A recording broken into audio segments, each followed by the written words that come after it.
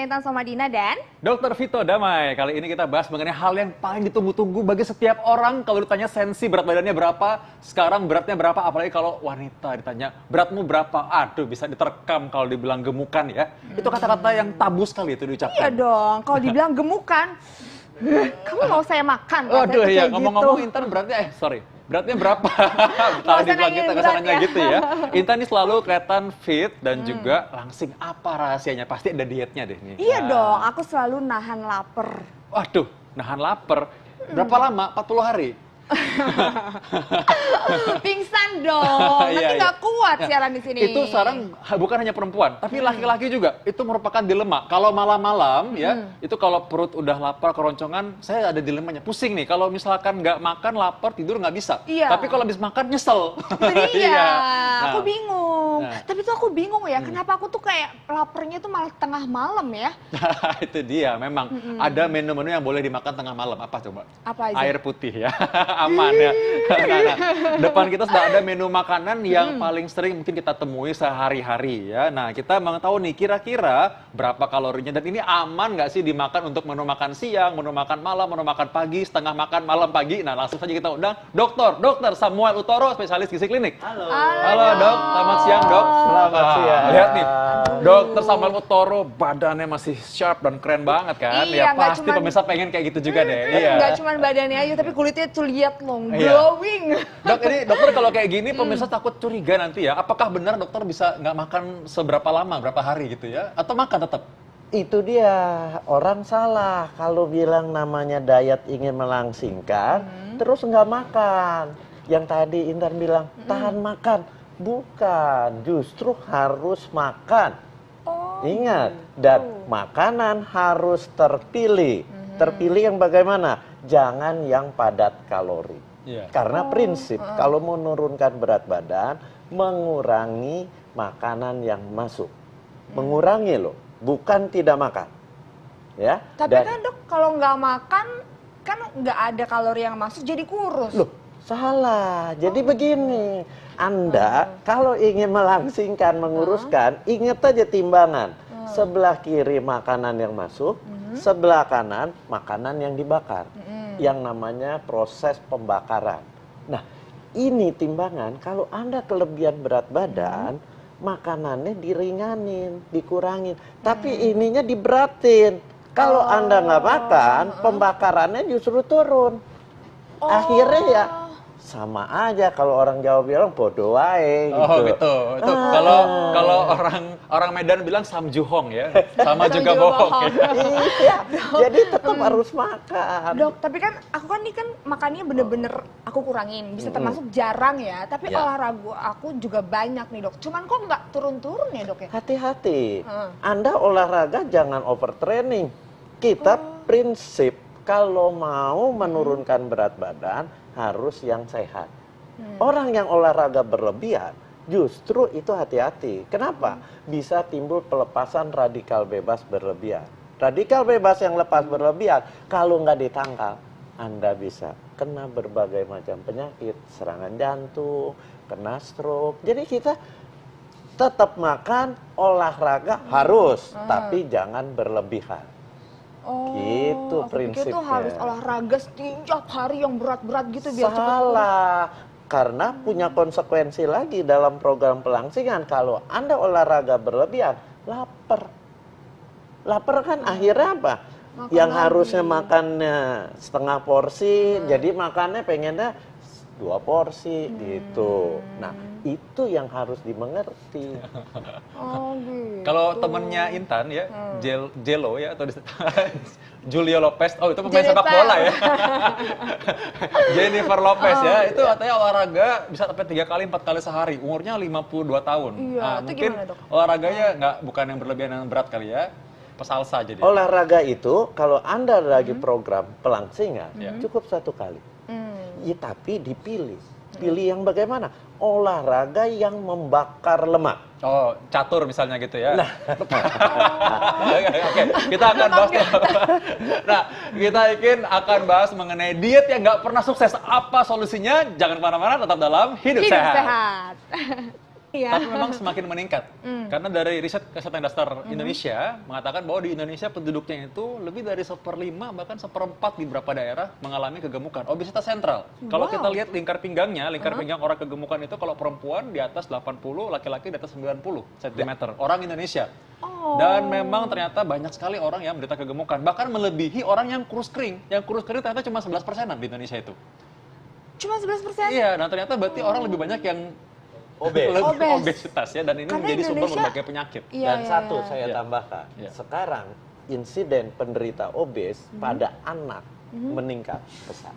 Oh, dari anak-anak aja udah obes. Dari dokter, anak ya? udah obes. Iya. Nah ini nanti akan mempersulit penanganan orang-orang obes pada saat dia dewasa. Kalau dari anak dia gemuk terus, itu akan lebih sulit Anak-anak dibanding juga yang gemuk setelah dewasa. Iya, itu bahaya. Nah, ini juga pasti pemirsa di rumah atau masyarakat di rumah pasti banyak banget ya yang mau mengajukan pertanyaan langsung ke Dokter Sam. Boleh langsung aja telepon di bawah ini, ke nomor telepon yang ada di bawah sini. Nanti pokoknya Dokter Sam akan menjawab keluh kesah kalian. Ini sesi curhat boleh ya, Dok ya? Boleh silakan. Ini jangan sampai nangis-nangis ya nanti ya, bawa emosi. Oke, langsung sambil menunggu kita fakta atau mitos yang pertama ini ya. Iya. Diet tidak boleh makan daging. Ini fakta atau mitos?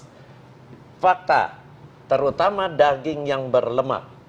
Jadi daging itu ada garis-garis putihnya kan. Nah itu lemaknya tinggi.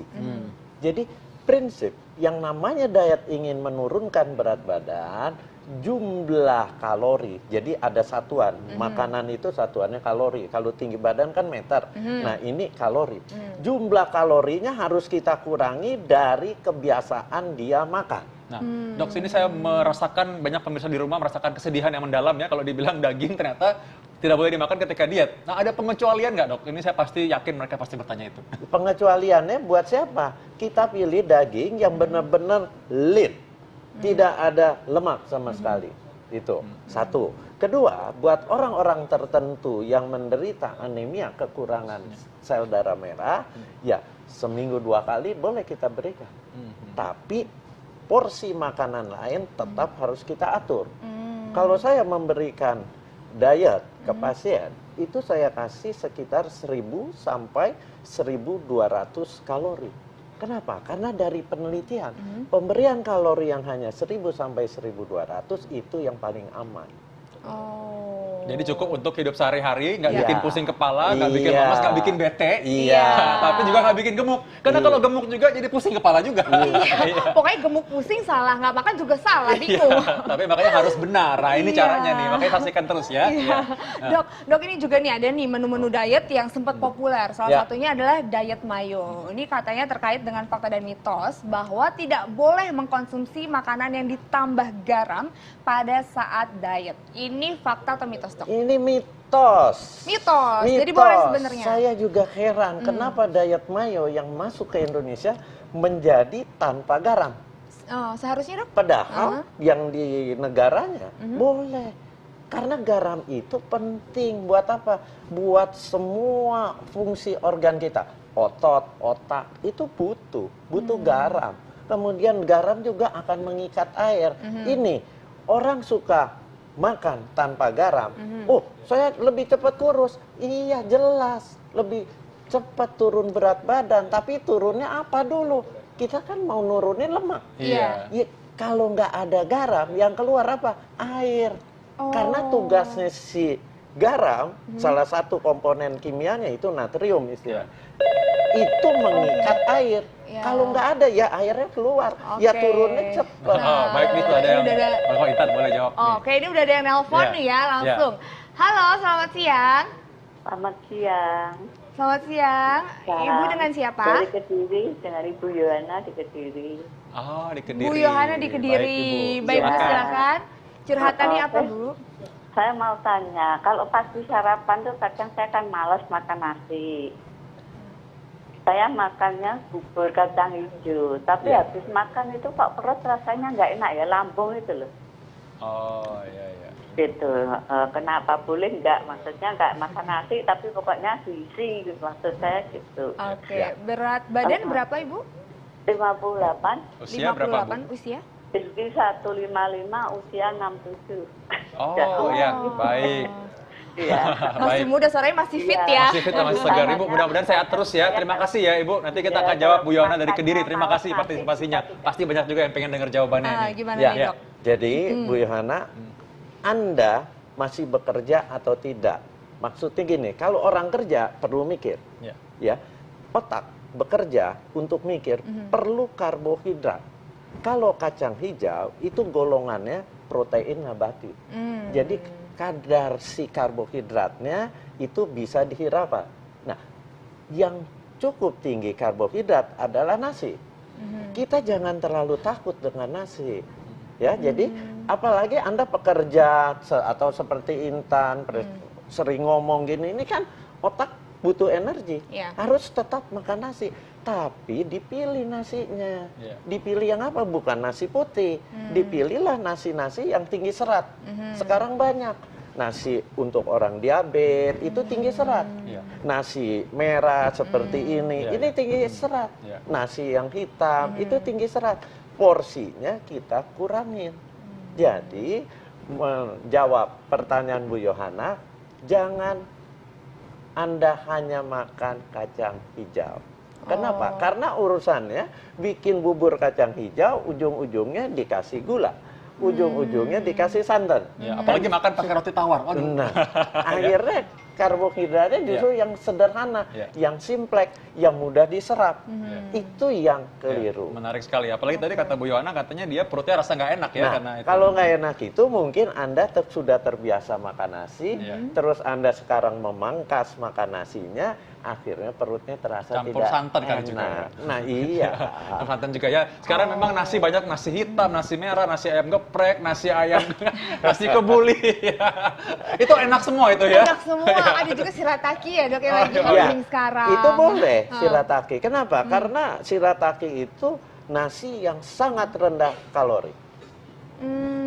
Nah ini juga dong nih, ada fakta mitos nih dok Ya. yang beredar di masyarakat.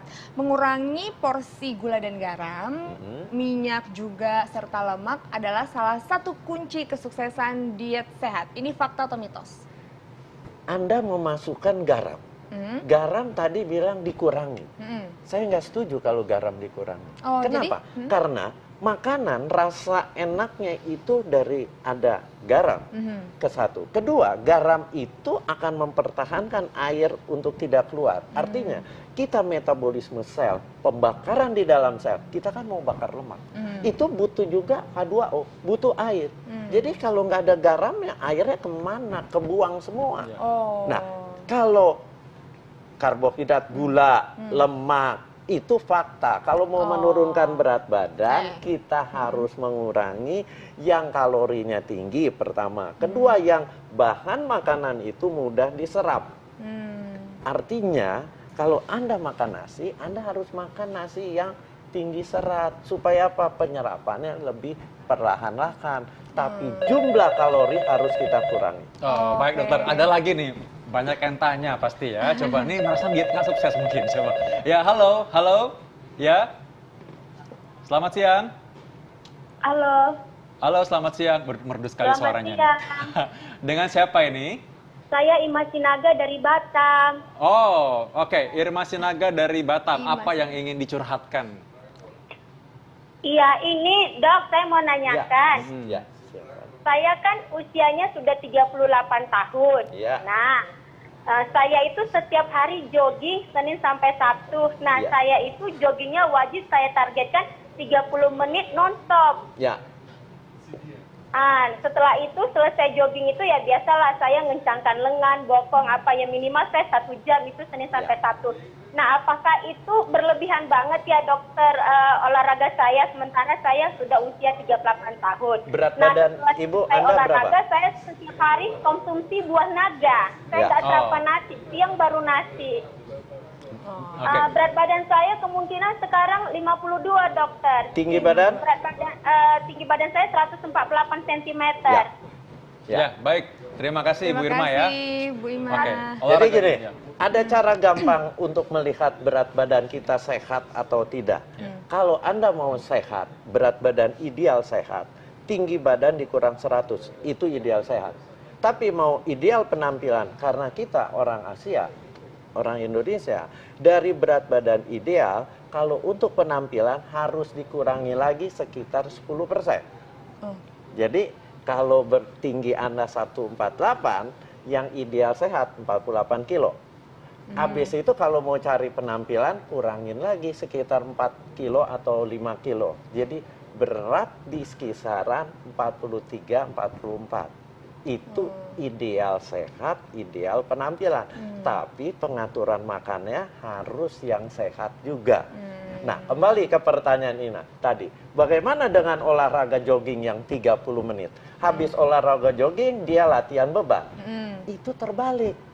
Kalau Anda sudah banyak lemaknya terbuang, latihan beban dulu, baru Anda kardio. Kardionya sebenarnya yang paling bagus buat bakar lemak apa? Jalan cepat. Oh. Ya, jogging masih boleh lah.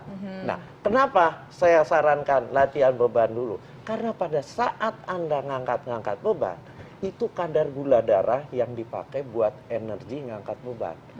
Akibatnya kadar gula darah udah menurun. Pada waktu Anda jalan, dia ngambil energi kan? Ngambilnya dari mana? Mau ngambil dari gula, udah berkurang. Jadi ngambil dari mana? Dari lemak. Apalagi kalau Anda jalan cepat ya, kuat 1 jam, itu bagus sekali. Jadi pembakaran lemaknya akan semakin tinggi. Anda sudah latihan beban, toning ototnya akan bagus. Tapi itu buat orang yang kelebihan lemaknya tidak terlalu berlebihan. Seperti Ina. Tadi beratnya kan 52, tinggi 148. Hanya tinggal buat cari berat badan ideal, dia tinggal ngurangin 4 kilo. Oke. Tapi itu setiap hari nggak apa-apa ya dok ya? Nggak boleh. Oh nggak boleh? Olahraga itu tidak boleh tiap hari, harus ada istirahatnya. Jadi maksimal berapa kali ini dok dalam Jadi seminggu? kalau Anda sehat-sehat saja, seminggu 5 kali. Oh. Ada 2 hari istirahat, tapi istirahatnya jangan Sabtu Minggu. Sabtu, Rabu, Minggu, Kamis, gitu. Diseling. Diselang-seling. Iya. Kayaknya kalau lihat dari wajahnya Intan, dia sudah siap mempraktekkan ini ya setelah ini. Juga Sangat siap. Dan bagus sekali ya, tadi ingat lagi bahwa tadi menjawab pertanyaan dari pemirsa di rumah, dan kita setiap episode kita bisa mempersiapkan pertanyaan juga, supaya Anda duduk di depan TV, Anda bisa konsultasikan, Anda bisa curhat juga ya. Makasih Dr. Sam. Makasih Wah, ini dokter. Iya. saya yakin hari ini sangat bermanfaat sekali, dan kita masih belum kehabisan, masih ada lagi informasi yang akan kita berikan. Kali ini coba, lagi banyak duduk depan TV, Intan mungkin seperti Intan yang sering bawa transfer kalau pergi naik gunung, Iya. Anda rasa apa tuh? Di Keril, Iya. itu isinya baju, Oh iya. make up. Oh jadi nyeri leher Tapi ya apa? Bu, make up dibawa ke Make up gunung. bisa berat apa ya, Intan? Make upnya mah dikit dong. Iya. Lalu Gitu. pekerja kantoran juga mungkin ada nyeri-nyeri di pegel. pundak, Iya. leher. Nah ini kita akan bahas mengenai itu saat lagi. Jangan kemana-mana, tetap di Hidup Hidup Sehat. sehat.